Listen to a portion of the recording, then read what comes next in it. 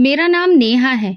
मेरी कहानी कोई आम कहानी नहीं है, बल्कि ये कहानी है अंधेरे में आंख खोलने, गरीबी में सांस लेने और बचपन में बोझ उठाने की। मैं तुम्हें अपनी कहानी सुना रही हूँ, वो कहानी जो मेरे बचपन के कच्चे आंगन से शुरू होती है। मैं अपनी माँ के साथ एक किराए के कमरे में रहती थी। एक ऐसा कमरा जिसकी दीवारों में नमी बसी हुई थी और छत पर बारिश में हमारे साथ वो रोती थी। मेरे पापा का देहांत अपनी 6 साल की उम्र में मैंने देखा। इतनी छोटी थी कि मैं शायद पूरी तरह से ये समझ भी ना पाऊं कि मौत क्या होती है। बस इतना जानती थी कि जो चेहरा मैं हर रोज देखा करती थी, वो एक दिन हमेशा के लिए आंख बंद करके चला गया था। पापा की मौत के बाद माँ ने दुनिया के सामने अपने आंसू छुपाए। उन्होंने हमारे छोटे से वजूद को सहारा दिया और हर रोज किसी न किसी के घर बर्तन धोने, पोछा लगाने और कपड़े धोने चली जाती थी। उनके हाथ अक्सर फट जाते थे, उंगलियों में छाले पड़ जाते थे, लेकिन वो एक दिन भी नहीं रुकी। उन्होंने अपनी सांसों में मेरे लिए हिम्मत भर ली थी। एक दिन मैंने माँ से पूछा, माँ मैं भी स्कूल जाऊं? उन्होंने मेरे बालों पर हाथ फेर कर कहा, बेटा स्कूल की फीस भला कहाँ से आएगी? किताबें, ड्रेस, जूते सब कुछ होना चाहिए स्कूल के लिए। हमारे नसीब में तो बस इतना है कि किसी तरह 2 वक्त की रोटी मिल जाए। मुझे उनकी आंखों में छुपी हुई शर्मिंदगी नजर आई, जैसे वो खुद को कसूरवार समझती हो कि मैं पढ़ नहीं सकती। लेकिन सच्चाई ये थी कि हमारे नसीब में कुछ भी आसान नहीं लिखा था। जहां वो काम करती थी, वहां से कभी 3,000 तो कभी 4,000 महीने के मिलते। महीना खत्म होने से पहले ही अक्सर पैसे खत्म हो जाते थे। कभी चावल उधार आता तो कभी बिना तेल के ही खाना पकाया जाता था। जब मैं थोड़ी सी बड़ी हुई, लगभग 10 साल की, तो माँ के साथ 2 घरों में मैं भी जाने लगी। माँ कहती थी, कम से कम तुम्हें कुछ सीखने को तो मिलेगा। मैं सीखना चाहती थी बहुत कुछ, लेकिन शायद किस्मत को तो कुछ और ही मंजूर था। जहां भी गई 2 दिन बाद बस ये कहकर निकाल दिया गया कि ये बच्ची कोई काम ढंग से नहीं करती है, बल्कि ये चीजें तोड़ देती है, बात भी नहीं सुनती है। मैं बात सुनती थी, लेकिन मेरे हाथ छोटे थे, शरीर नाजुक था और वक्त मेरे खिलाफ चल रहा था। एक घर की मालकिन ने तो सीधा कह दिया, बच्ची है, ये काम के लायक नहीं है, इसे किसी और जगह भेज दो। माँ चुपचाप सुनती रही। उनकी नजर मेरे चेहरे से हटकर जमीन में चली गई। मुझे अंदाजा हुआ कि मेरे नाकाम होने से माँ का दिल कितना टूट जाता है। मैंने उनके चेहरे पर वो दुख देखा जो उन्होंने कभी जुबान से नहीं कहा था। अक्सर ऐसा होता कि रात को माँ मेरे पास बैठकर कहती, नेहा हम कभी अमीर नहीं होंगे, लेकिन हमें ईमानदार बन के रहना है। जिंदगी जितनी कठोर हो, हिम्मत नहीं हारनी है। मैं उनकी बात सुनती, लेकिन अंदर ही अंदर सोचती कि हम कितनी देर तक और हिम्मत कर पाएंगे। कब तक हम दूसरों के दरवाजे पर जाते रहेंगे? कब हमारे नसीब में भी कुछ अच्छा होगा? गर्मियों की एक रात थी, बिजली भी नहीं आ रही थी। मैं और माँ मिट्टी के फर्श पर चारपाई डालकर लेटे हुए थे। माँ की सांस भारी लग रही थी। मैंने उनके माथे को छुआ तो वो पसीने से भीगा था। माँ आप ठीक तो हैं? मैंने उनसे पूछा। उन्होंने जबरदस्ती मुस्कुराने की कोशिश की। बस थोड़ी सी थकान लग रही है, कल ठीक हो जाऊंगी। लेकिन वो कल कभी भी बेहतर होकर नहीं आया। धीरे धीरे माँ की तबीयत खराब होती जा रही थी। एक दिन मैंने उनके हाथ पकड़कर कहा, माँ मुझे भी काम पर ले चलिए, मैं धीरे धीरे सीख जाऊंगी, मेहनत करूंगी। उन्होंने मेरे हाथ जोर से पकड़े, जैसे मैं उनके हाथों से निकल जाऊंगी। तुम मेरा सहारा हो नेहा, अगर तुम्हें कुछ हो गया तो मैं क्या करूंगी? लेकिन मजबूत तो मैं बनना चाहती थी, इसलिए अगले दिन माँ के मना करने के बावजूद भी मैं एक और घर में आ गई। वहां काम मांगा, 2 दिन काम करवाया और वहां तीसरे दिन दरवाजे से बाहर निकाल दिया गया। छोटी उम्र है अभी तुम्हारी, अभी तुम्हें खेलने के दिन है, ना कि काम पर जाने के, वो कहने लगी। मैंने दिल में सोचा कि मेरे नसीब में खेल कहाँ है। मैं कहाँ खेलती थी, मैं तो बस जीती थी, वो भी रोज अपनी माँ की सांसों की डोर के साथ। माँ के साथ साथ उनकी सांसें उखड़ने लगती। शुरू के हफ्ते में पहले उन्हें बुखार होता, फिर अक्सर उनकी तबीयत और खराब होती, और फिर ऐसा वक्त भी आया कि वो चूल्हा जलाते जलाते ही एक तरफ गिर गईं। मैं भागकर उनके पास गई। माँ आप ठीक तो हैं? उनके हल्के से उन्होंने सिर हिलाया, जैसे कह रही हो हाँ मैं ठीक हूँ, लेकिन उनकी आंखों में कमजोरी साफ दिख रही थी। उसी दिन से कुछ बदलने लगा। जो माँ कभी दिन के 10-10 घरों में काम करती थी, अब 1-2 घर का भी काम पूरा नहीं कर पा रही थी। उनका शरीर हर वक्त भारी, जैसे किसी ने सारा खून निचोड़ लिया हो। खांसी भी अब लगातार आती रहती थी। मैंने उन्हें डॉक्टर के पास ले जाने की कोशिश की, लेकिन हमारे पास इतने पैसे नहीं थे। माँ ने कंबल ओढ़कर कहा, 2 दिन आराम करूंगी तो सब ठीक हो जाएगा। लेकिन वो 2 दिन 2 हफ्ते बन गए और हफ्ते महीने में बदल गए। घर में चूल्हा अभी तक छोड़ छोड़ कर जल रहा था। मैं दिन में यहाँ वहाँ घूम रही थी, कभी किसी के खेत में सब्जी की तलाश में, तो कभी किसी दुकान पर बसी हुई रोटी मांगने के लिए। कुछ दिन भीख की रोटी भी मिली, लेकिन फिर वो भी बंद हो गई। एक दिन पड़ोस की मौसी के घर गई, दरवाजा खटखटाया। वो जब बाहर आई तो मैंने धीरे से कहा, मौसी, माँ के लिए थोड़ा सा दूध अगर मिल जाता, उन्हें बहुत कमजोरी हो रही है। उन्होंने मेरी तरफ देखकर कहा, नेहा, हम भी किसी के आश्रय पर हैं, रोज रोज कुछ भी देना हमारे बस में नहीं है। फिर दरवाजा बंद कर दिया। मैं चुपचाप लौट आई, हाथ खाली और दिल में दरार। वो मौसी जिन्होंने माँ के साथ बैठकर कई बरसों तक नाश्ता किया, जिनकी बीमारी में माँ ने उनकी सेवा की थी, आज जरूरत पड़ने पर उन्होंने मुंह फेर लिया था। माँ का चेहरा अब सफेद सा पड़ने लगा था। वो अक्सर चुप रहती और जब बोलती तो बस मेरी फिक्र करती रहती थी। नेहा, कुछ अगर मुझे हो गया तो तुम अकेली क्या करोगी? मैं उनकी बात का जवाब नहीं देती। मेरे पास कोई जवाब था ही नहीं। बस रोज की तरह मैं उनके माथे और सिर पर गीला कपड़ा रखती, उनके और हल्का गर्म पानी का गिलास लेकर आती और भगवान से प्रार्थना करती रहती। एक दिन माँ की हालत कुछ ज्यादा ही खराब हो गई। उनका बुखार उतर नहीं रहा था। मोहल्ले में जिस किसी से भी मदद मांगी, सबने कोई न कोई बहाना बना दिया। एक औरत ने कहा, तुम्हारी माँ का इलाज कराया तो फिर कल और लोग आ जाएंगे। अब ये सब कुछ करना हमारे बस की बात तो नहीं है। कमरे में वापस आई तो माँ करवट लेकर लेटी हुई थी, पसीने में भीगी हुई और शरीर ठंडा पड़ता जा रहा था। मैं एक पल के लिए उनके बगल में बैठ गई और फिर वही सवाल जो माँ ने किया था, अब मेरे दिल में बोझ लगने लगा था। मैं क्या करूंगी अगर मेरी माँ नहीं रही? उस रात माँ ने आंखें खोली और धीरे से बोली, बेटा, शहर में एक मालकिन है, गायत्री देवी, वो मुझे जानती हैं। उनसे जाकर चारुलता का नाम लेना, वो समझ जाएंगी। वो अच्छी औरत हैं, तुम्हें काम दे देंगी। मैंने माँ का हाथ पकड़ा। माँ, मैं आपको इस हालत में छोड़कर कहीं भी नहीं जाऊंगी। वो मुस्कुराई। वो मुस्कुराहट बहुत हल्की थी, जैसे परसों की थकान में भी वो मुझे हिम्मत देना चाहती हो। अगर मैं ना रही तो तुम्हारा वहां जाना जरूरी है। ये वो बात थी जो मैं सुनना नहीं चाहती थी, लेकिन मेरे दिल में एक फैसला हो चुका था। अगले दिन सुबह मैं निकली थी कि शायद कुछ दवा या खाने को कुछ मिल जाए, लेकिन कुछ भी नहीं मिला। जब वापस आई तो माँ बेहोश थी। मैंने मोहल्ले के 2 लड़कों से कहा, माँ को अस्पताल ले जाना है, कुछ मदद कर दो। उनमें से एक ने कहा, कितने पैसे दोगी? हम मुफ्त में उठाने वाले नहीं हैं। उस दिन मैंने खुद को बहुत छोटा महसूस किया, जैसे मेरी हैसियत एक टूटी हुई चप्पल से भी कम हो। कुछ घंटे के बाद माँ ने आंखें खोली। उनकी सांसें बहुत हल्की हो चुकी थीं। मैंने कहा, माँ, आप कुछ मत बोलिए, मैं हूं ना आपके साथ। लेकिन उनकी आंखों में एक सुकून आ गया था, एक अजीब सी खामोशी। उन्होंने मेरी उंगली पकड़ी और अगले ही लम्हे उनकी आंखें बंद हो गईं। उनकी उंगली की पकड़ ढीली पड़ गई थी। मोहल्ले वाले अगले दिन आए। अर्थी उठी। 2-3 औरतों ने रोते हुए कहा, चारुलता बहुत अच्छी औरत थी, बहुत काम की थी। किसी ने नहीं पूछा कि अब मैं कहाँ जाऊंगी। माँ की चिता के पास बैठकर मैं बहुत देर तक कुछ भी नहीं बोली, बस चुपचाप उनकी चिता की तरफ देखती रही और दिल में ये फैसला कर लिया कि मैं शहर जाऊंगी, गायत्री देवी को ढूंढूंगी। मैं अब यहाँ एक दिन भी नहीं रह सकती। रात को अपने 2 पुराने सूट एक थैली में डाले और माँ की 2 दवा की शीशियां वो भी रख ली, एक पुरानी तस्वीर और एक छोटी सी भजन की किताब और माँ की आवाज जो बस दिल में थी। सुबह होते ही मैं रिक्शा स्टैंड की तरफ निकली। माँ की निशानी दिल में और शहर का पता, वही पता जो माँ के पुराने सामान से निकला था। रिक्शा चलने लगा। गांव पीछे रह गया। खेत, नालियां, नीम के पेड़, सब कुछ छूटता जा रहा था। फिर मैं बस में बैठी। बस जब शहर में दाखिल हुई तो सब तरफ शोर, गाड़ियों की आवाज, लोग, दुकानें, सब कुछ अलग दिख रहा था। मैं खिड़की से बाहर देख रही थी। माँ ने शहर की कहानी सुनाई थी, लेकिन ये इतना बड़ा और इतना तेज शहर होगा, ये मुझे अंदाजा नहीं था।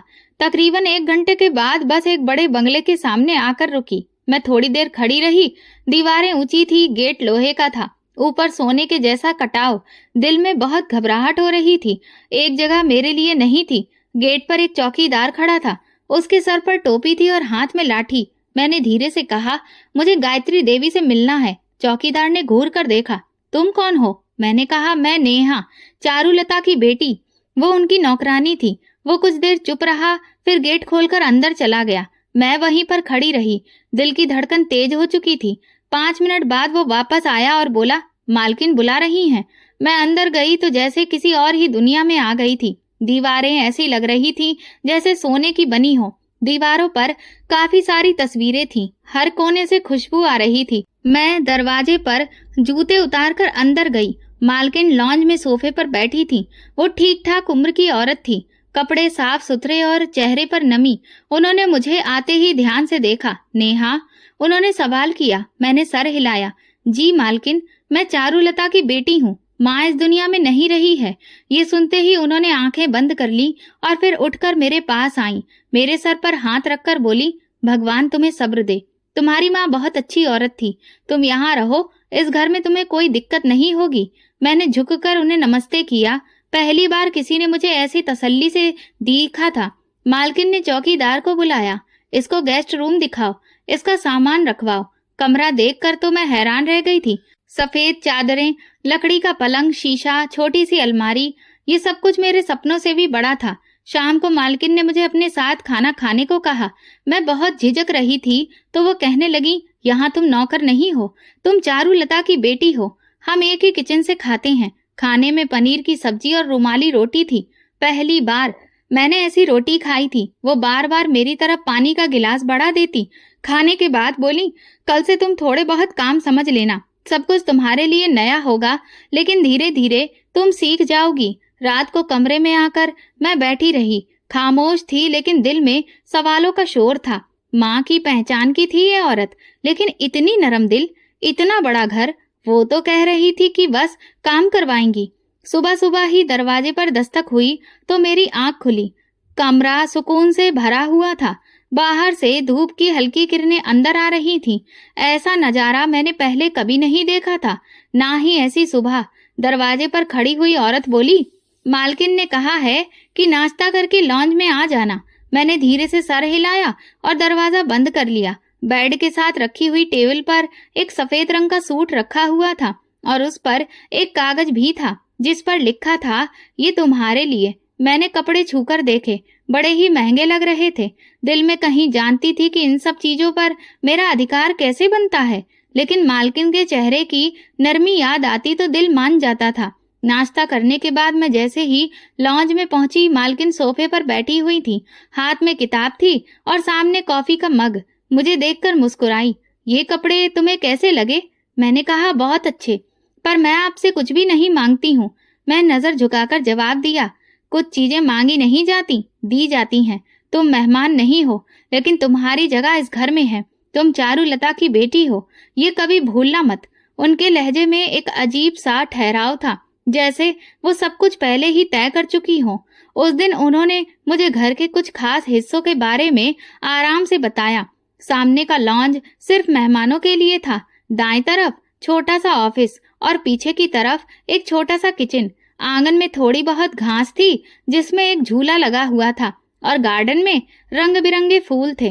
ये कोई साधारण बंगला नहीं था। हर चीज अपनी जगह पर साफ सुथरी और सजी हुई थी। मैं खामोशी से देखती जा रही थी। ये जो दीवार के पार दूसरा पोर्शन है, वहाँ कोई नहीं रहता, बस कभी कभी वहाँ सफाई होती है। उन्होंने इशारा करते हुए कहा।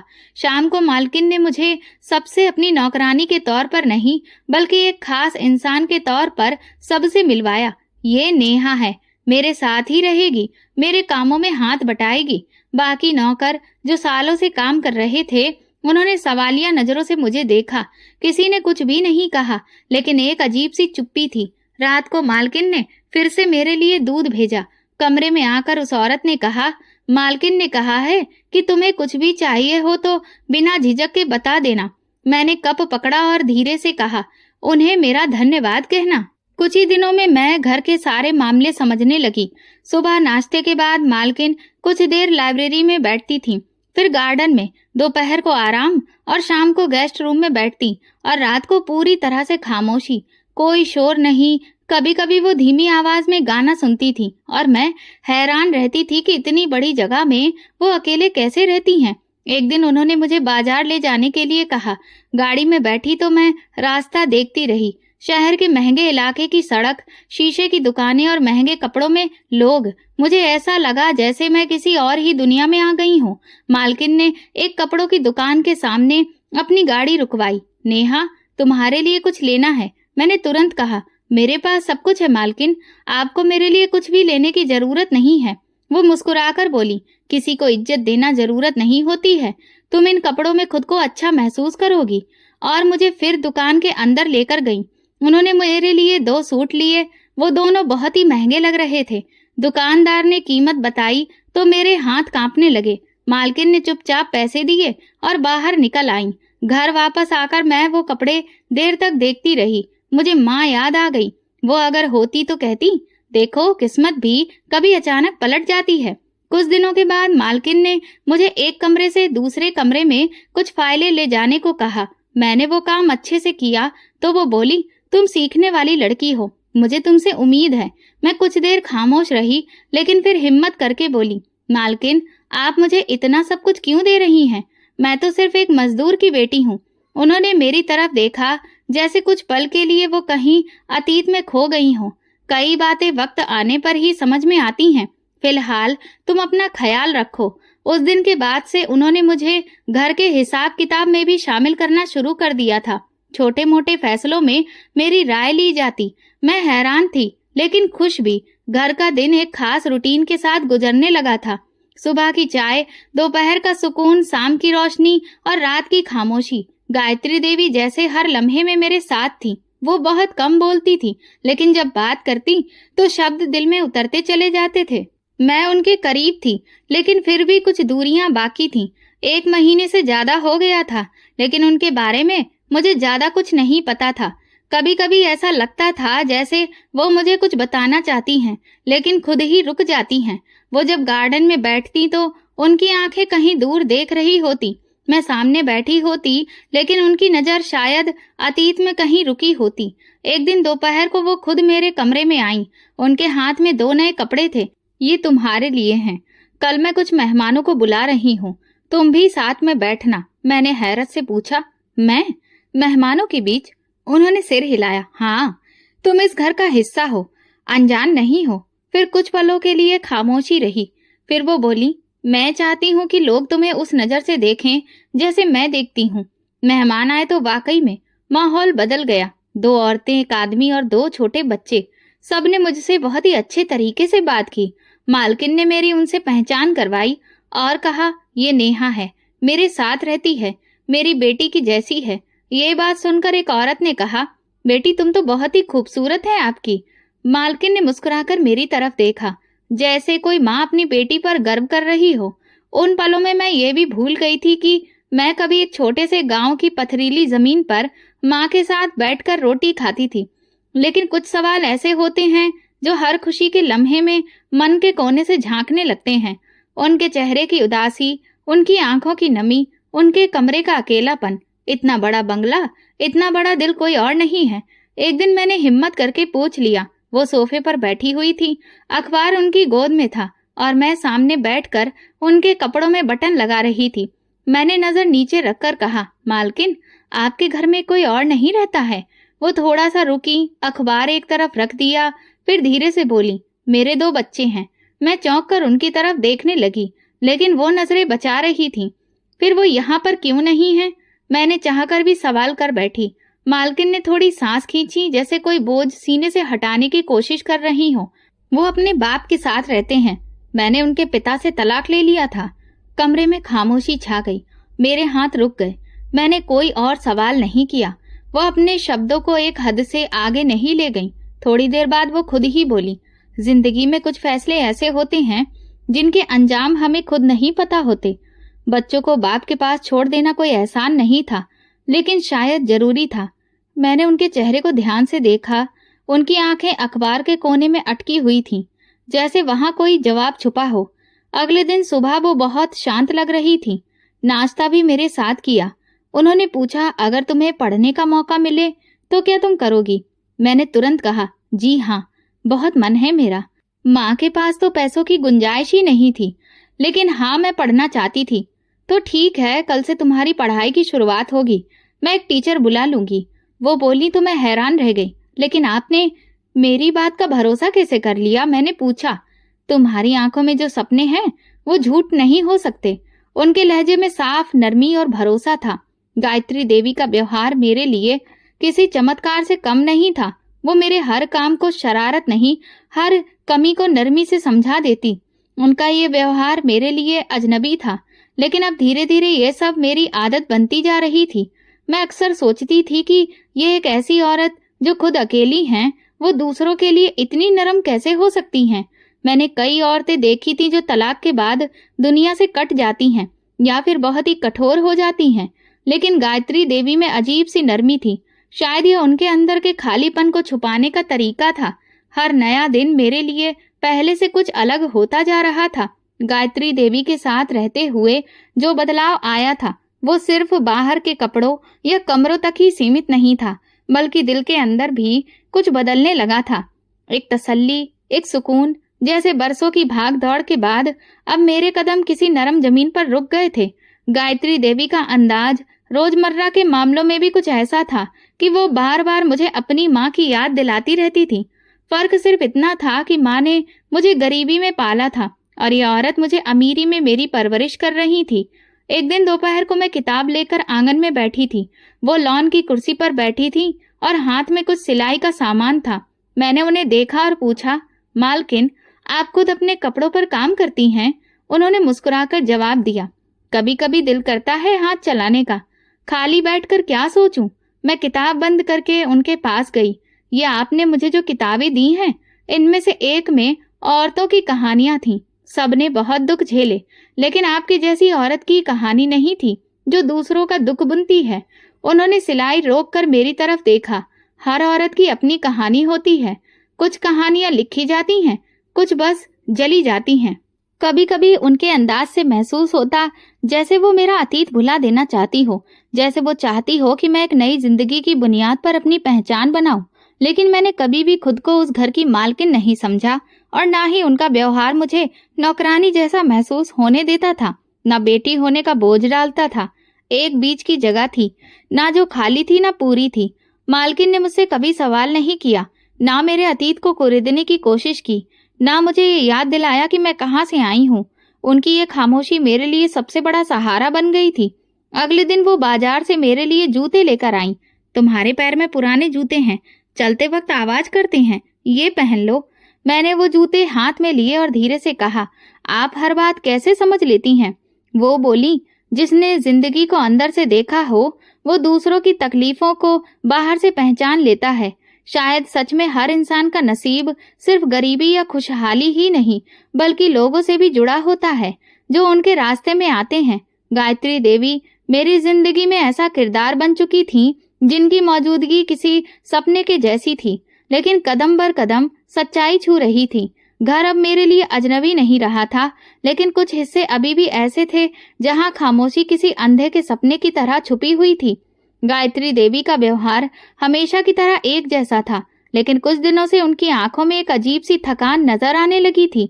सुबह वो गार्डन में काम जाती थी, शाम को चाय अक्सर काम करती थी और रात का वक्त ज्यादातर अपने कमरे में गुजरता था। एक रात कमरे में नींद नहीं आ रही थी, पंखे की आवाज में भी सुकून नहीं था। प्यास लगी तो मैं पानी लेने के लिए किचन की तरफ गई। रास्ते में मालकिन के कमरे से हल्की सी आवाज सुनाई दी। दरवाजा पूरी तरह से बंद नहीं था। मैं बिना आवाज किए धीरे से उनके पास पहुंची तो अंदर से किसी के रोने की घुटी घुटी आवाज आ रही थी। मैं रुक गई, दिल धड़कने लगा। दरवाजे की कोर से जाकर देखा तो मालकिन भगवान के आगे हाथ जोड़कर बैठी थी। उनका दुपट्टा सिर पर था और आंखों से आंसू लगातार बह रहे थे। उनकी आवाज साफ सुनाई देने लगी, हे भगवान, मुझे माफ कर दो। मैंने नेहा पर जुल्म किया है। मैंने उसकी माँ से वो छीन लिया जो उसका अधिकार था। हे भगवान, मैंने उस बच्ची को नौकर बनाकर रखा जिससे मालकिन होना चाहिए था। मेरे हाथ में पकड़ा हुआ गिलास जैसे जमीन में गिरते गिरते बचा। कदम वहीं जम गए थे।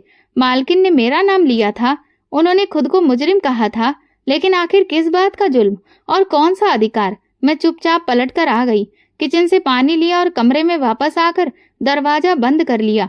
नींद आंखों से कोसों दूर थी। दिल में अजीब सा शोर उठ रहा था। अब तक गायत्री देवी का व्यवहार मेरे साथ माँ जैसा रहा था, फिर ये माँ रात में रोना, ये माफी मांगना, ये भगवान को इस तरह से पुकारना, ये सब क्या था? सुबह हुई तो उनकी आंखें सूजी हुई थीं, जैसे पूरी रात जाग रही हो। उन्होंने हमेशा की तरह मुस्कुराकर मुझे देखा। मैंने भी उन्हें मुस्कुराकर जवाब दिया, लेकिन अंदर से सब कुछ बदल चुका था। दिन भर मैं उनसे बात तो करती रही, लेकिन दिल में सवाल उठ रहे थे। कई बार उनके पास जाकर पूछना चाहती थी कि उन्होंने रात को ऐसा क्यों कहा, लेकिन मेरी हिम्मत नहीं हुई। कुछ सवाल इतने भारी होते हैं कि जुबान साथ नहीं देती। कमरे में जाकर दोबारा सोचा, क्या ये मुमकिन है कि इस बंगले और मेरा कोई रिश्ता है? क्या यहाँ पर मेरा होना कोई इत्तेफाक नहीं है? गायत्री देवी ने जो शब्द रात को कहे, क्या कहीं वो सच तो नहीं छुपा रहे हैं? दोपहर को वो सोफे पर लेटी हुई थी और किताब पढ़ रही थी। मैं उनके सामने बैठकर सफाई के बारे में पूछने लगी, जैसे रोज की बात हो, तो उन्होंने सर हिलाकर कहा, किचन आज शाम को धो देना और पिछले पोर्शन की सफाई कल कर देना। मैं कुछ देर उनके अंदाज को देखती रही। एक पल को चाहा कि उनका हाथ पकड़कर पूछ लूं, कौन सा जुल्म किया है आपने मेरे साथ?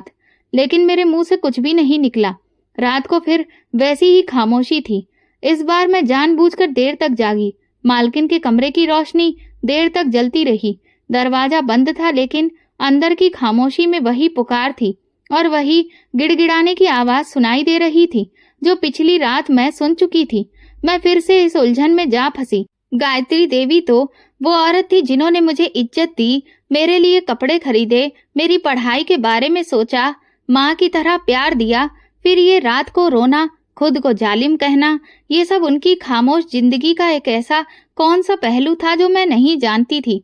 कुछ दिन इसी कशमकश में गुजरे। मालकिन अभी भी वही थी, वही नरम, वही मेहरबान, लेकिन मैं बदल गई थी। दिल में अब एक सवाल बार बार जन्म लेता, लेकिन उसका जवाब कहीं भी नहीं था। एक शाम मैंने उनके लिए चाय बनाई, लेकर लॉन में आई तो वो कुछ सोच रही थी। मैंने कप टेबल पर रखा तो वो चौंक गई। नेहा, क्या तुम कुछ कहना चाहती हो? मैंने उनकी तरफ देखा, आंखों में सवालों का बोझ लिए, लेकिन फिर पलकें झुका ली। नहीं मालकिन, कुछ भी नहीं। उन्होंने थोड़ी देर सोचने के बाद कहा, कभी कभी हम जो कुछ कहना चाहते हैं वो सिर्फ वक्त समझता है। जब वक्त आएगा तो सब खुद ही साफ हो जाएगा। ये बात शायद इत्तेफाक से कही गई थी, लेकिन इसने मेरे दिल पर गहरी छाप छोड़ी। उसी वक्त मैंने सोचा कि गायत्री देवी कोई मामूली औरत नहीं है। उनके अंदर एक कहानी छुपी हुई है जो अभी तक वो अपनी जुबान पर नहीं लाई हैं, और मैं शायद इस कहानी का हिस्सा हूँ, जिसका एक टुकड़ा मैंने रात की पुकार में सुन लिया था, लेकिन बाकी पन्ने अभी भी बंद हैं। पता नहीं वो पन्ने कब खुलेंगे। कुछ दिनों में उनका रूटीन बदलने लगा। सुबह जल्दी उठना कम हो गया था। दिन भर वो कमरे में बंद रहने लगी थी। घर के नौकर भी अब उलझन में थे, लेकिन किसी में इतनी हिम्मत नहीं थी कि उनसे पूछे कि सब ठीक है ना।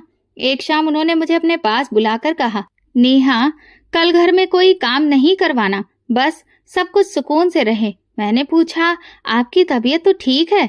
वो खामोश हो गई। कुछ पल बाद धीरे से बोली, बस दिल चाहता है कल कुछ भी ना हो, सिर्फ खामोशी हो। उनकी ये बात मामूली नहीं थी। मैं उनका लहजा पहचानने लगी थी। वो कुछ छुपा रही थी या शायद कुछ तय कर चुकी थी, लेकिन फिर भी मैंने कुछ भी नहीं पूछा। रात को देर तक उनके कमरे की लाइट जलती रही। मैं कई बार जाग कर देखती रही। अंदर से कभी आहट आती तो कभी पूरी खामोशी छा जाती। फिर एक वक्त ऐसा आया जब लाइट बंद हो गई, जैसे किसी ने दिल का बोझ भी समेट लिया हो। सुबह दरवाजा खटखटाने पर कोई जवाब नहीं आया। मैंने 2 बार दस्तक दी, फिर चौकीदार को आवाज दी। हम दोनों ही दरवाजा खोलकर अंदर गए। मालकिन अपने बिस्तर पर लेटी हुई थी। चादर उनके शरीर पर पड़ी थी और चेहरे पर पूरी तरह से सुकून था। आंखें बंद, होठों पर हल्की सी मुस्कान। चौकीदार ने हाथ लगाकर देखा, फिर पीछे हट गया। नेहा, मालकिन तो अब नहीं रही। मेरा दम घुटने लगा। मैं उनके पैरों के पास बैठ गई।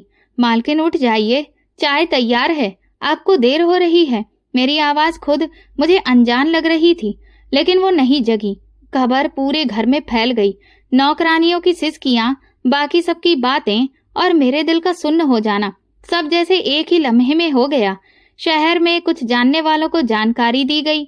उनका पुराना वकील, कुछ पुराने नौकर और 2 लोग जिन्होंने हमेशा अपने से दूर रखा उन्होंने आज उनकी अंतिम यात्रा में शामिल होने आए थे। उनके बच्चे, मैं उन दोनों को पहली बार देखा था। चेहरे पर वही भाव था जो कि मालकिन के चेहरे पर था, लेकिन आंखों में अजनबीपन था। लड़की की उम्र लगभग 15 साल थी और लड़का शायद 16 या 17 का। वो दोनों खामोश खड़े रहे, ना किसी से बात करना, ना कोई सवाल। अंतिम यात्रा बड़े ही अच्छे तरीके से हुई। लोगों ने उनकी अच्छाइयों की गवाही दी और मैं सबको सुनकर सोचती रही कि ये वही औरत जो इतनी खामोश थी, इतनी प्रार्थनाएं करती थी, वो क्यों इतनी तड़पती रही? कौन सा राज था जो उनके आखिरी लम्हे तक उन्हें बेचैन करता रहा? रात को कमरे में आकर मैंने उनके बिस्तर की चादर ठीक की, उनका तकिया ठीक से रखा और उनकी आखिरी पहनी हुई चप्पल एक कोने में रखी। अलमारी खोली तो अंदर एक डायरी थी। हाथ कांपने लगे, अभी खोलने की हिम्मत नहीं थी। मेरी नजर खिड़की से बाहर लॉन पर पड़ी। वहां झूला हिल रहा था, हवा से या शायद किसी अंदर के एहसास से। गायत्री देवी चली गई, लेकिन उनके जाने के बाद खामोशी एक नई आवाज बन गई थी। अब उस घर में सिर्फ मैं थी और वो राज जो अभी तक पूरा खुला नहीं था। मालकिन के मरने के अगले दिन ही बंगले की हवा पूरी तरह से बदली हुई थी। आंगन में कुर्सियां लगाई गई थीं, बरामदे में मेहमानों के लिए चाय का बंदोबस्त किया गया था और अंदर ड्राइंग रूम में कुछ चेहरे बिल्कुल नए लग रहे थे, जिन्हें उस घर की दहलीज ने बरसों तक देखा नहीं था। मैं लॉन के एक तरफ बैठी थी, जहां मालकिन अक्सर शाम की चाय पीती थी। उनका वो खास सफेद रंग का कप अभी भी ट्रे में रखा हुआ था, जिसे कल रात से किसी ने नहीं हटाया था। दोपहर होते ही 2 गाड़ियां गेट के बाहर आकर रुकी। एक में वही लड़का और लड़की उतरे जिन्हें कल मैंने देखा था। उनके साथ एक ठीक ठाक उम्र का आदमी भी था, जिसके कपड़े साफ सुथरे थे। चौकीदार ने बताया कि ये वकील साहब हैं, मालकिन के पुराने जान पहचान के। सब लोग ड्राइंग रूम में जमा हो गए। मैं दरवाजे के पास मौजूद सोफे पर बैठ गई। मेरी मौजूदगी पर किसी ने भी ऐतराज नहीं किया, शायद इसलिए क्योंकि मालकिन के आखिरी दिनों में मैं उनके सबसे करीब रहने वाली इंसान थी। वकील साहब ने एक लिफाफा खोला और सारे कागज निकालकर टेबल पर रखे। उनके शब्द नपे तुले थे। गायत्री देवी ने अपने मरने से कुछ वक्त पहले एक कानूनी वसीयत तैयार करवाई थी, जिसकी कॉपी मेरे पास मौजूद है और असली अदालत की रजिस्ट्री में जमा है। कमरे में हल्की सी बातें हुई। मालकिन के बेटे ने तुरंत कहा, हम जानते हैं, वो शायद कुछ पैसे दान में देना चाहती होंगी, लेकिन जायदाद पर तो हमारा हक है। वकील ने नजर उठाकर लड़के की तरफ देखा। आप साफ सुन लीजिए कि उन्होंने क्या फैसला किया है। फिर उन्होंने तेज आवाज में वसीयत पढ़नी शुरू की, हर शब्द साफ। मैं गायत्री देवी अपने पूरे होशो हवास में ये ऐलान करती हूँ कि मेरी जायदाद में मौजूद सारी संपत्ति। फिर वकील ने एक पल रुककर मेरी तरफ देखा, फिर दोबारा पढ़ना शुरू किया। मेरी इच्छा के मुताबिक नेहा के नाम पर की जाती है, जो मेरे साथ काफी दिनों से रह रही थी। उसने मेरी सेवा की और जिसके साथ मैं चाहती थी कि उसकी माफी मिलने के लिए ये जरूरी है। मेरे बच्चे मेरे इस फैसले के बारे में कुछ भी नहीं जानते हैं, लेकिन ये मेरा आखिरी फैसला है। कमरे में जैसे खामोशी का बोझ आ गया। मालकिन की बेटी ने हैरत से वकील की तरफ देखा। क्या मतलब? नेहा? कौन नेहा? वो नौकरानी? वकील ने अपने अंदाज में कहा। जी वही। गायत्री देवी ने अपने सारे कागजों पर दस्तखत किए हैं। बेटे ने कुर्सी से उठकर कहा, यह धोखा है। हमारी माँ कभी भी ऐसा फैसला नहीं कर सकती। फैसला उन्होंने पूरे होश में किया है और उस पर 2 गवाहों के दस्तखत भी मौजूद हैं। अगर आप चाहें तो अदालत जा सकते हैं, लेकिन इसका नतीजा नहीं बदलेगा। वकील का अंदाज पूरी तरह से पेशेवर था। मैं अपनी जगह पत्थर बनी खड़ी रही। मेरा दिल तेज से धड़क रहा था, लेकिन जुबान पर खामोशी थी। ये वो लम्हा था जिसे मैंने कभी सपने में भी नहीं सोचा था। मालकिन के बेटे ने एक झटके में टेबल पर रखे हुए सारे कागजों को समेटने की कोशिश की, लेकिन वकील ने हाथ रोककर कहा, यह कानूनी कागज हैं, आप इन्हें नहीं छू सकते। लड़की बोली, तो हमारी माँ ने हमें कुछ भी नहीं दिया। वकील ने एक नजर उस पर डाली। उन्होंने ये कहा है कि आप दोनों की जिम्मेदारी आपके पापा ने संभाली थी और उनकी जायदाद से जुड़ी सारी कानूनी कार्रवाई अलग हो चुकी थी। उनकी खुद की जो पर्सनल संपत्ति है वो सिर्फ नेहा के नाम पर की गई है। मालकिन के दोनों बच्चे चुप हो गए। उनकी आंखों में सदमा, गुस्सा और बेयकीनी थी। वो तुरंत कमरे से बाहर निकल गए। मैं दरवाजे की तरफ देखती रही, जहां वो पल भर पहले खड़े थे। वकील ने मेरे पास आकर एक लिफाफा पकड़ाया। ये कागज आपके नाम पर ट्रांसफर कर दिए गए हैं। जल्दी में कोई भी फैसला मत करिएगा। मैंने लिफाफा पकड़ लिया, लेकिन समझ नहीं आ रहा था कि ये सब मेरे साथ ही क्यों हो रहा है। मालकिन ने कब और क्यों ऐसा किया? शाम तक पूरा बंगला सन्नाटे में डूब चुका था। शोर जो कुछ पलों पहले कमरे में हो रहा था, अब वो किसी अतीत की लकीर लगने लगा था। कमरे में आकर मैंने दरवाजा बंद किया। मालकिन की तस्वीर पर नजर पड़ी जो टेबल पर रखी हुई थी।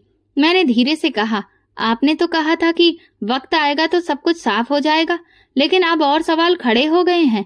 गायत्री देवी चली गईं, लेकिन उनका फैसला मेरे सामने एक बड़ा राज बनकर खड़ा हो गया था और मैं बस खामोशी से उस राज के तले दबती जा रही थी। मालकिन की मौत और उनकी वसीयत की घोषणा को कुछ दिन बीत चुके थे, लेकिन बंगले की हवा अभी भी भारी लग रही थी। कानूनी कार्रवाइयां जारी थी और मैं नेहा वही थी, लेकिन अब नाम के साथ साथ जायदाद की बारिश कहलाने लगी थी। मैंने न किसी कागज पर दस्तखत किए थे और ना ही कुछ भी अब तक अपनाया था, लेकिन लोग मुझे नए नाम से पुकारने लगे थे। कभी चौकीदार मुझे मैडम जी कहकर बुलाता, कभी नौकरानियां सर झुकाकर सम्मान देती थी। उन सबका व्यवहार बदल गया था, लेकिन मैं वैसे ही थी। बस एक गहरी खामोशी मेरे अंदर उतरती जा रही थी। इस खामोशी के दौरान एक अजीब सी बात हुई। एक सुबह मेरे हाथ की ऊपरी परत पर हल्की सी खुजली महसूस हुई। शुरू में मैं ज्यादा ध्यान नहीं दिया, सोचा कोई साधारण दाना होगा, लेकिन अगले ही दिन सिर्फ खुजली की जगह पर एक छोटा सा दाना दिखाई देने लगा, नरम चमकदार, जैसे पानी से भरा हुआ हो। मैं चुपचाप उसे दुपट्टे से छुपा लिया, लेकिन वो 1 से 2 में बदल गया और 2 से 5 हो गए और फिर कुछ दिनों में मेरा दायां हाथ उन छालों से भर गया। ये क्या हो रहा है मेरे साथ? मैंने अपने आप से पूछा, लेकिन जवाब देने वाला कोई भी नहीं था। मैंने एक अच्छे डॉक्टर को दिखाया। उन्होंने मुझे दवा लिख कर दी, कुछ लोशन भी दिए, लेकिन ना तो खुजली रुक रही थी और ना ही वो दाने। उल्टा अब वो मेरे गर्दन और पीठ तक पहुंचने लगे थे। एक दिन जब मैं सुबह शीशे के सामने खड़ी हुई तो मेरे चेहरे के किनारे पर एक छोटा सा निशान भी उभर आया था। गायत्री देवी के बिना ये बंगला अब खौफनाक लगने लगा था। उनके कमरे की तरफ देखती तो दरवाजा खुद ब खुद अजीब सा लगता, जैसे कि अंदर कोई अभी भी सांस ले रहा हो। मैं रात को अक्सर उनकी खुशबू महसूस करती जो कभी उनके कपड़ों से आती थी, और उन खुशबुओं के साथ मेरी बेचैनी भी बढ़ती जा रही थी। छाले हर रोज बढ़ते ही जा रहे थे और फिर एक दिन ऐसा आया कि मैं चुप न रह सकी। बाकी सब काम छोड़ दो, किसी अच्छे डॉक्टर के पास ले जाओ मुझे, मैंने चौकीदार से कहा। हम शहर के सबसे अच्छे अस्पताल में गए, हर जगह बहुत सारे टेस्ट हुए, रिपोर्टिंग, लेकिन रिजल्ट कुछ भी नहीं था। एक डॉक्टर ने कहा ये कोई वायरस एलर्जी हो गई है, वक्त के साथ खत्म हो जाएगी। दूसरे ने कहा ये शायद मानसिक प्रेशर की वजह से है, मरीज को आराम की जरूरत है। तीसरे ने हाथ जोड़ दिए, ऐसा कुछ मैंने पहली बार देखा है। दवा दे रहा हूँ, अगर कोई असर न हो तो किसी और बेहतरीन डॉक्टर के पास जाइएगा जो चर्म रोग का विशेषज्ञ हो। मैंने हर दवा इस्तेमाल की, परहेज किया, लेकिन मेरी खाल पर दाने अब बहुत ही कठोर होने लगे थे। न खुजली कम हो रही थी और ना ही सूजन। दूरी बनाकर रहने लगे थे सब। किचन में बर्तन भी अलग कर दिए गए। मेरा बिस्तर भी अलग होना शुरू कर दिया, जैसे मैं किसी खतरनाक बीमारी की चपेट में आ गई हूँ। रात को जब मैं गायत्री देवी की पुरानी कुर्सी पर बैठी थी तो उनका साया महसूस होता। मैं उनकी तरफ देखकर कहती, मालकिन आपने कहा था कि सब कुछ साफ हो जाएगा, लेकिन मेरे शरीर पर ये निशान, ये किस चीज का संदेश दे रहे हैं? चौकीदार ने मुझे कई दिन से परेशान देखा तो एक शाम को आकर मुझसे बोला, मैडम अगर आप इजाजत दे तो किसी अच्छे बाबा को बुलाएं। वो कहते हैं कभी कभी ऐसे मामलों में वही लोग समझ सकते हैं। मैंने कुछ देर खामोशी के बाद कहा, ठीक है बुला लो, किसी न किसी को तो समझ आना चाहिए कि मेरे साथ हो क्या रहा है। अगले दिन एक बाबा आया। वो तकरीबन 60 साल के करीब थे, साधारण कपड़े, धीमी आवाज। उन्होंने मुझसे पूछा, बेटा ये बीमारी तुम्हें कब से है? मैंने उन्हें सब बता दिया। वो कुछ देर चुप रहे, फिर पूछा, तुम्हारा मालकिन से रिश्ता क्या था? मैंने सिर्फ इतना कहा, वो मेरे लिए माँ के जैसी थी और उनकी मौत के बाद ही ये सब शुरू हुआ है। उन्होंने कुछ मंत्र पढ़े, मंत्र पढ़कर मेरे ऊपर से उतारे, कमरे का जायजा लिया और फिर रुककर बोले, ये जो आपके शरीर पर हो रहा है ये कोई आम बीमारी नहीं लगती है, ये किसी दिल के बोझ या राज की निशानी हो सकती है। राज? उन्होंने धीरे से कहा, कभी कभी हम लोगों के करीब होते हैं, उनसे कोई बात छुपी रहती है, लेकिन वो बात हमें बार बार अपनी तरफ खींचती है। कमरे में खामोशी छा गई। बाबा जी ने मेरे चेहरे की तरफ देखा, फिर बोले, अगर तुम इजाजत दो तो एक बात कहूँ। हाँ कहिए। मालकिन को जिस जगह पर जलाया गया है उसी जगह पर जाओ, शायद वहां पर तुम्हें वो जवाब मिले जो तुम्हें कोई भी नहीं दे सकता। मेरे हाथ खुद से उन दानों को छुपाने लगे, लेकिन मेरे दिल में जैसे सोच लिया था कि शायद अब जवाब इस आंखों से दिखने वाली दुनिया में नहीं, बल्कि हवा में खुली हुई उस शक्ति में मौजूद है जहां खामोशी खुद सब कुछ कहती है। सुबह की पहली किरण हुई तो मेरी आंख खुली, लेकिन नींद जैसे सारी रात नहीं आई थी। तुम्हें शमशान घाट जाना चाहिए, शायद वही तुम्हें जवाब मिलेगा। पिछली रात के बाद मेरे दिल में एक अजीब सी बेचैनी हो रही थी। दाने ऐसा लग रहे थे कि सिर्फ शरीर पर नहीं दिल पर भी हो गए थे। मैंने खामोशी से एक कपड़े बदले और चौकीदार को आवाज दी, शमशान घाट ले जा सकते हो? चौकीदार ने चौंक कर मेरी तरफ देखा, फिर धीरे से सर हिला दिया। हाँ मैडम, मैं गाड़ी निकालता हूँ। रास्ता खामोशी से गुजरता, शहर अभी पूरी तरह से उठा नहीं था।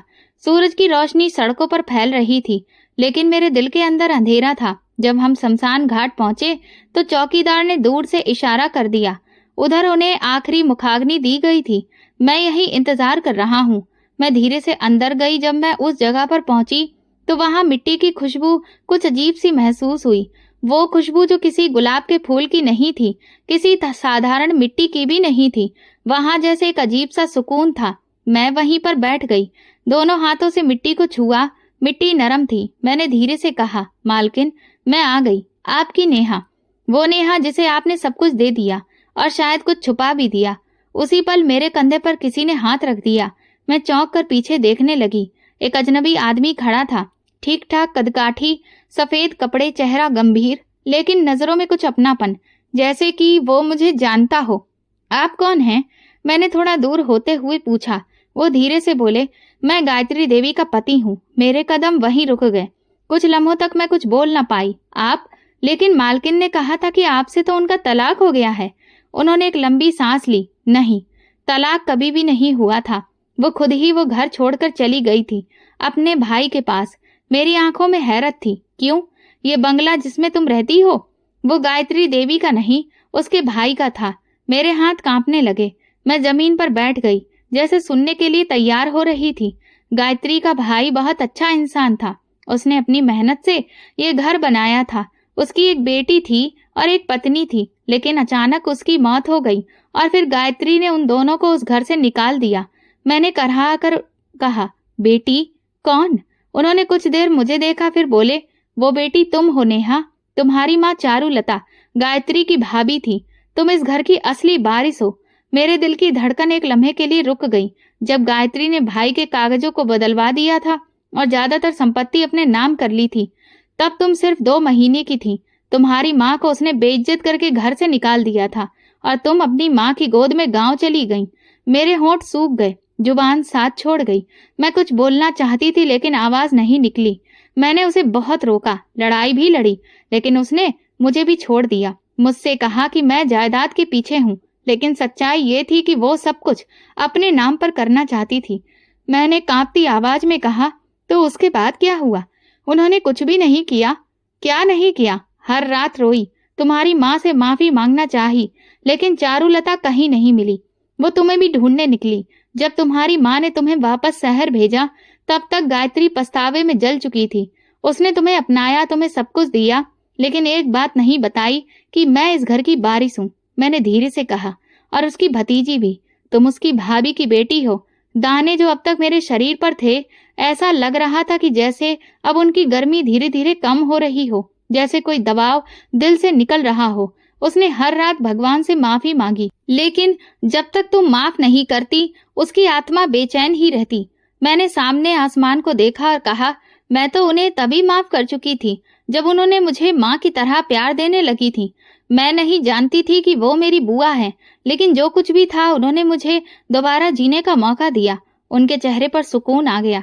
शायद अब सब कुछ साफ हो गया था। शमशान घाट से वापसी के बाद बंगले की हवा पहले जैसी नहीं रही थी। हर दरवाजा, हर दीवार अब एक नई सच्चाई का गवाह बन चुका था। वो खुशबू जो मालकिन के कमरे से आई थी, वो अब माफी मांगने वाली आत्मा की पहचान बन गई थी। पहले जो सवाल मेरे मन में घूमते रहते थे, अब सब शांत हो गए थे। मालकिन के पति ने मेरे साथ बैठकर खामोशी से चाय पी।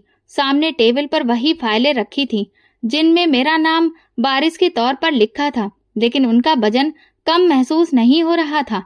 वो आखिरी दिनों में बहुत बदल गई थी। उन्होंने धीरे से कहा, अक्सर रात को मुझे खत लिखती थी, लेकिन कभी भी भेजती नहीं थी। शायद वो चाहती थी कि माफी शब्दों से नहीं, सामने से मांगी जाए। मैंने उनके चेहरे को ध्यान से देखा। उनकी आंखों में कोई शिकायत नहीं थी, बस एक थकान, जैसे बरसों का सफर पूरा हुआ हो। उन्होंने जो कुछ किया उस पर उन्हें बहुत अफसोस था। मैंने धीरे से कहा, लेकिन जो प्यार उन्होंने मुझे दिया वो किसी भी जुल्म से बढ़कर था। उन्होंने कागज मेरे सामने रखा। ये गायत्री का आखिरी खत है जो उसने मेरे लिए लिखा था, लेकिन शायद तुम्हारे लिए ज्यादा है। मैंने खत खोला। कागज पर सादा शब्द थे, नेहा, मैं तुम्हें कभी ये सब नहीं बता सकी। शायद हिम्मत नहीं थी। तुम्हारी माँ को मैंने घर से निकाला, तुम्हें जायदाद से अलग किया और सब कुछ अपने नाम कर लिया। उस वक्त मुझे लगा कि मैं सब समेट लूंगी, लेकिन वक्त ने मेरी आंखें खोल दी। तुम्हें जब पाया तो समझ आया कि जिसे मैं कमजोर समझ रही थी वही मेरे लिए सबसे कीमती थी। मैं जानती हूँ कि तुम सब समझ जाओगी और शायद मुझसे नफरत भी करोगी, लेकिन मैं सिर्फ इतना चाहती हूँ कि तुम मुझे माफ कर दो। खत हाथ में लिए मैं बहुत देर तक खामोश बैठी रही और फिर धीरे से कहा, मैं तो उन्हें कब का माफ कर चुकी थी। उसी दिन जब उन्होंने मेरे सर पर हाथ रखा था, मुझे बेटी कहा था। उनके पति ने गहरी सांस ली, जैसे बरसों का बोझ उनके कंधों से उतर गया हो। उसी शाम मैंने पहली बार वो अलमारी खोली जिसे मालकिन हमेशा ही बंद रखती थी। अंदर पुरानी तस्वीरें, कुछ कागज और एक छोटा सा झूमर पड़ा था। तस्वीर में वो मेरे पापा के साथ खड़ी थी और एक बच्ची उनके सामने गोद में थी। तस्वीर के पीछे सिर्फ एक शब्द लिखा था, नेहा। उसी रात मेरे शरीर पर पड़े हुए दानों में कुछ बदलाव सा होने लगा।